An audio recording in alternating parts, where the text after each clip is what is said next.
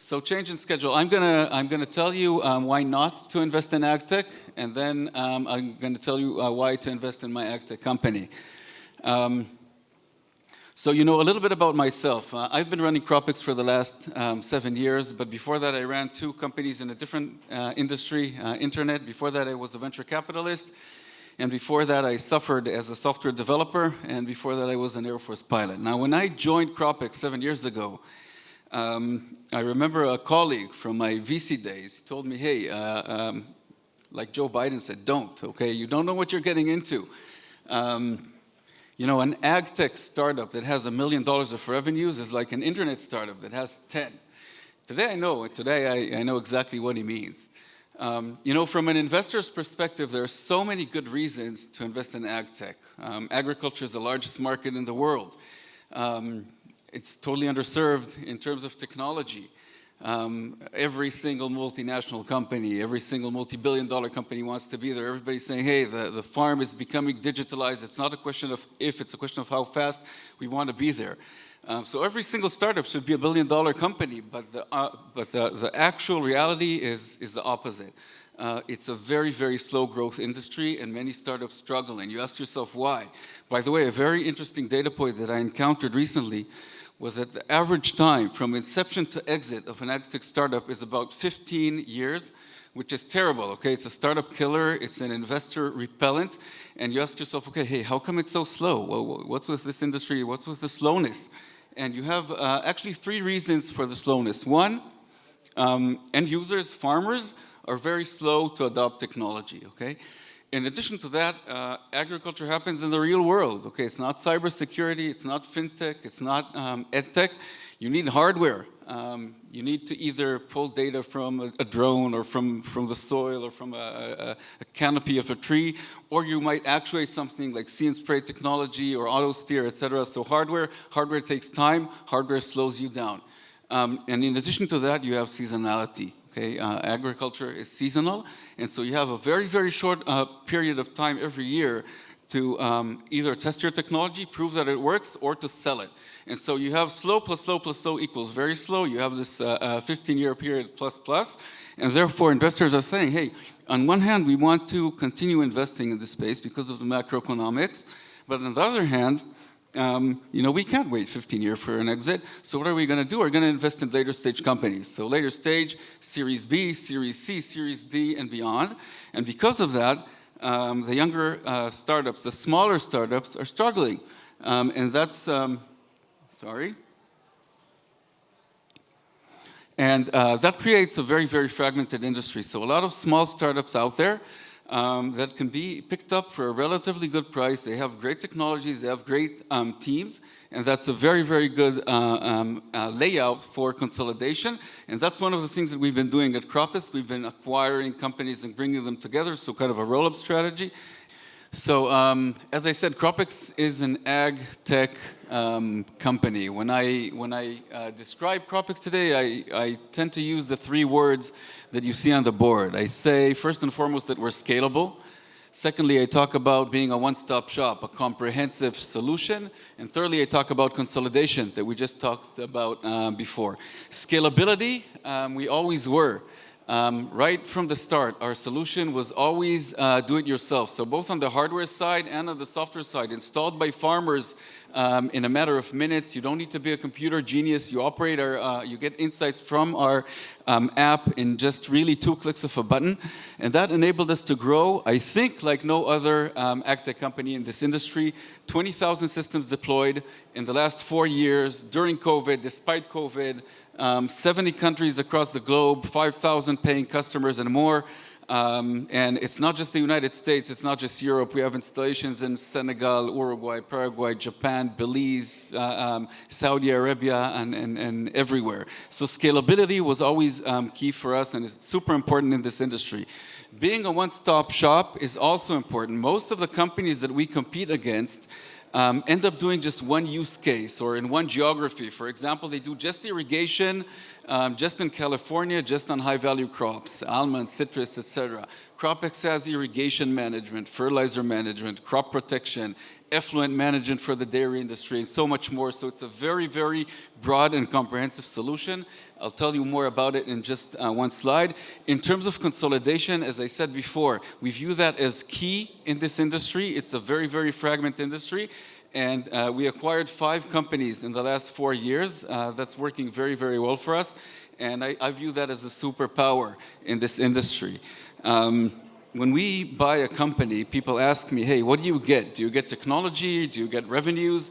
And the answer is yes, yes, yes, yes, and yes. I mean, we get technology, we get revenues, we get great teams that join us, we get more investors that join our cap table and want us to succeed. We get B2B leads that then become our customers. We get data, and we get so much more. And when we buy a company, we integrate it fully. So we're not just a holding company or anything like that. On the contrary, we integrate the team, the technology, the vibe, the DNA, the backend systems, the Zoho, the MongoDB, and we never go on to the next acquisition before the previous one is fully integrated. So, what is it that we do? So I said farm management system.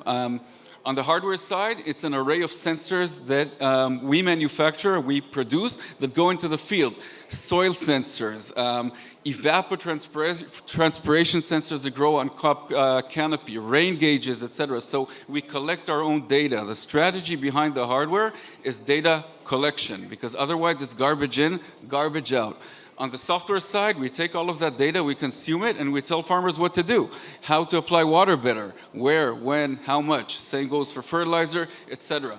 And then we don't just tell you what to do, we do it for you. So, for example, we connect to various tractors, we connect to various irrigation systems, the fertilizer pump, and we actuate. So, essentially, we have the full shebang from data collection, decision support, and actuation. And that is CropX.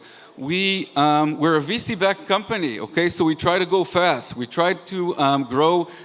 We try to double our revenues every year.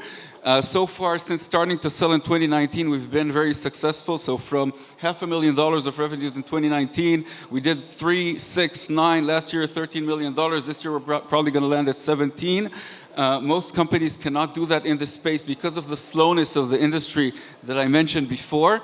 The way that we do this, on one hand, we have relatively high organic growth compared to this industry, thanks to the scalability of our system. We add to that about 1 acquisition per year, and that's how we're able to attain this growth, and it's sustainable. And by the way, talking about Israel's resiliency, the last 5 years, COVID, then disruption to the global chip components, then we had the disruption to all of the shipping lines, then we had the war in Ukraine, then we had the global economic downturn, then the world kind of stepped out of it, but we had our own judicial reform or coup or whatever we want to call it, and now we have a war. So the abnormal became kind of normal for us, and that's how, during that time, we managed to grow.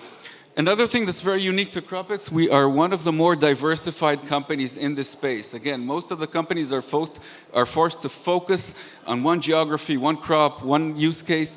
Our revenues come 50% from here, the United States, 30% from Europe, 10% from Australia, 5% from New Zealand. Then we have Latin America, rest of the world. 75% of our revenues are software-based, so recurring, ARR. When we sell you our hardware, you got to buy our software for the hardware to work, and it's recurring. And in terms of crops that are served, at this point I would say that we're practically crop agnostic. We support more than 80 different crop types. So for example, here in the United States, we help our customers grow all of the broadacre crops, corn, potatoes, soybeans, alfalfa, wheat, cotton, but we have high-value crops in California. We have vegetables in Salinas, but we also grow flowers in Ecuador, tobacco in Brazil, coffee and cocoa in the Ivory Coast, Costa Rica, very, very global in that respect. The main go-to-market channel for us is B2B, so we love the irrigation companies, fertilizer companies, the food agribusinesses like PepsiCo, etc. Here in the United States, we sell B2D. D stands for dealers. We have a network of about 250 dealers that sell our product here in the United States. And in Europe, we sell a little bit directly to farmers, but the larger farmers, we don't do the onesies and twosies. we have a very, very strong impact on the environment, okay? We save a lot of water, we save a lot of fertilizer, we reduce GHG emissions. Just to give an example, the amount of water that we save just here with our US customers is equivalent to the consumption of a mid-sized city in the United States. Every year, that's the amount of water we save. It's very, very significant. The team is very global, so we have offices in 5 companies across the world. We have an office here in the United States, we have an office in the Netherlands and Israel, and also in Australia and in New Zealand, and we're gender equal, 50-50 boys, girls in the management level. We intend to keep it like that. 110 employees today, out of which 30 are the R&D team. So we're still investing a lot in R&D. That's the software team. So anything from machine learning developers, data scientists, front and back end, iOS, Android, etc. By the way, the team is split between Israel, 30 people, 30 here in the United States, 30 in Europe, and Australia, New Zealand comes next. These are the 5 companies that we acquired to date. So we acquired a company in 2020, a company called CropX here from Lincoln, Nebraska. Then at the end of the year, a company called Region from Wellington, New Zealand. Dacom, Groningen, the northern part of the Netherlands. And last year we acquired 2 companies. One of them from California called Thule, and the other one at the end of the year from Adelaide called Greenbrain. Last but not least, we have very, very good investors that have been backing us. Very proud of this slide.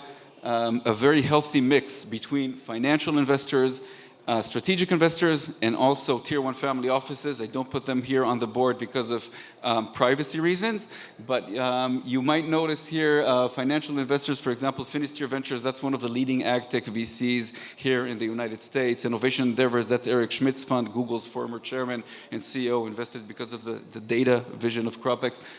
Strategic investors, I think this is a great testimony to the comprehensiveness of our platform, because we see here companies that are water companies, irrigation system manufacturers, fertilizer companies, NTT, Japanese telco, and all of these find something to do with our system. Most of these are customers and hopefully potential acquirers. We raised a nice, very nice Series C exactly 1 year ago, $30 million.